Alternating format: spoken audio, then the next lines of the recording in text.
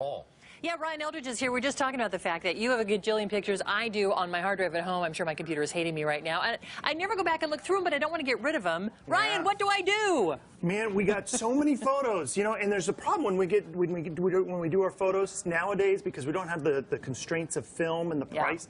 Now we take a bunch of pictures of the same event, and then we go, oh, we'll just go back and get the good ones, and I'll delete all the old ones that aren't very good. And then we never do. And then we never do. Right. Yeah.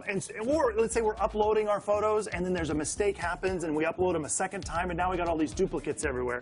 So we got tons of photos. So I have two solutions to these problems. All right. First one is, these are free applications. This one is called EasyDuplicateFinder.com. You download this either for your Mac or Windows, and what it'll do is it'll look over your entire hard drive and find out, are there any other files that are duplicates of each other, exact copies? Okay. And then it'll give you a little file and says, do you want to delete all these? And you say, yeah, get rid of them. I don't want those duplicates. Yeah. Here's the other one, though, is for VisiPix. This is called visipix.info.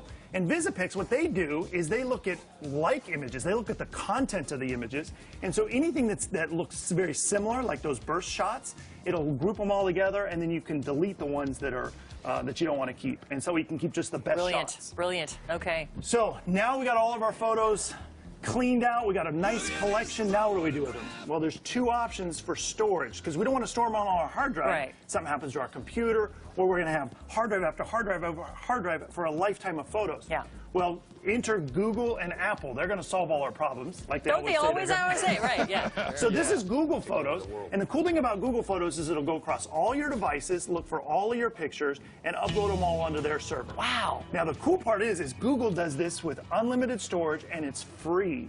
So there's a small price to pay. They'll compress your photos for you, and anything that's over 16 megapixels, they're going to downsize. But the price is awesome. If you decide you want, oh, I only want my high-quality photos, you can pay $10 a month and get a terabyte of storage. Wow, that sounds like a lot. The cool part, yeah, it's a lot of storage. It also sounds like a dinosaur, but I'm going to trust that it's not. All right. The cool part about this is when they upload all your photos, they put them into a nice cohesive timeline so you can see, oh, by year or whatever. Okay. And then they also use facial recognition to group photos by person. So that way you can say, oh, I just want to look at Mary Ann's photos. I don't want to look at anybody else's photos. And they'll just bring up all your photos. But it also looks at the content of the photos and categorizes. So let's say, for an example, you say you want to see pictures of your dog. You might just type in Labrador, and it'll pull up all the pictures of your family's pets, which is kind of cool. All right, one more? So yeah, Apple Photos, that's the other big competitor. These guys basically do the same thing. Their storage, however, they have no unlimited option for free. It's $10 a month, and you can get 500 gigabytes of storage.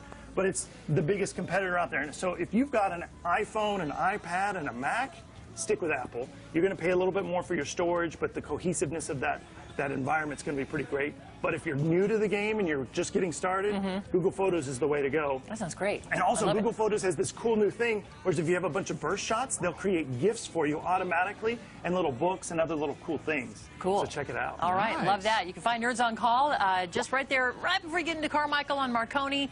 Ryan's going to be back next hour talking about unplugging from your iPhone. How your smartphone is making us kind of loopy and dumb. It's kind of cool. We're going to talk about that. All right, that's coming up next hour, guys. Back to you. Can't wait for that.